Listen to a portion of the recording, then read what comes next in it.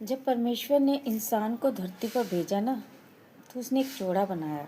सबका जोड़ा जोड़ा बनाया। जानवरों का जोड़ा बनाया, इंसानों का जोड़ा बनाया।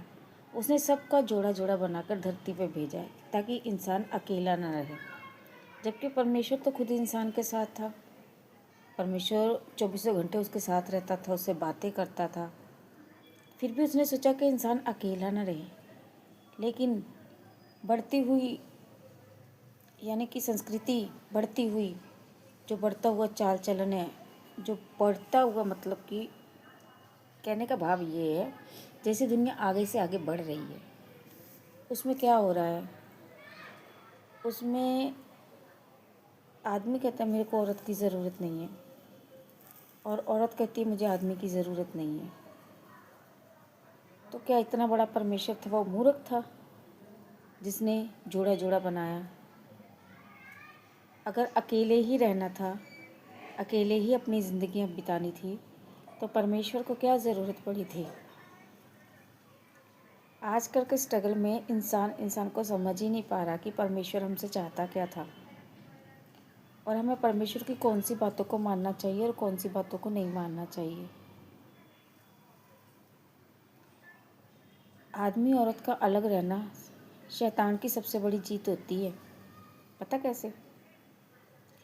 क्योंकि जो परमेश्वर है ना, उन्होंने जोड़े जोड़े बनाकर उनको बरकत दी, आशीष दी कि तुम धरती पर फलो फूलो और बढ़ जाओ।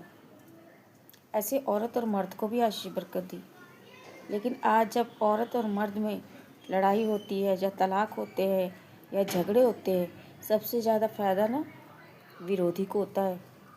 उसको पता कि परमेश्वर इन्हें बरकत कैसे देगा जब इनके मन एक नहीं है, दिल एक नहीं है, सोच एक नहीं है, तो परमेश्वर इन्हें बरकत कैसे देगा? इसलिए वो आदमी और औरत के बीच में फूट डाल देता है, और इसी बात का फ़ायदा लूसीफर उठाता है, यानी कि शैतान उठाता है।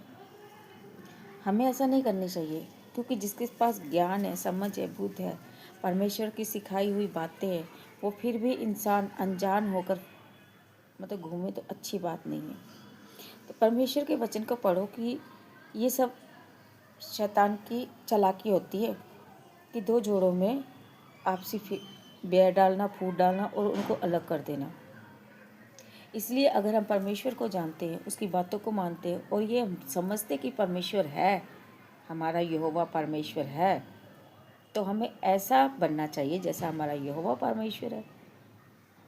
गुस्सा 1 दिन 2 दिन, वचन में तो लिखा है सुबह गुस्सा कर, शाम तक तेरा गुस्सा ढल जाना चाहिए।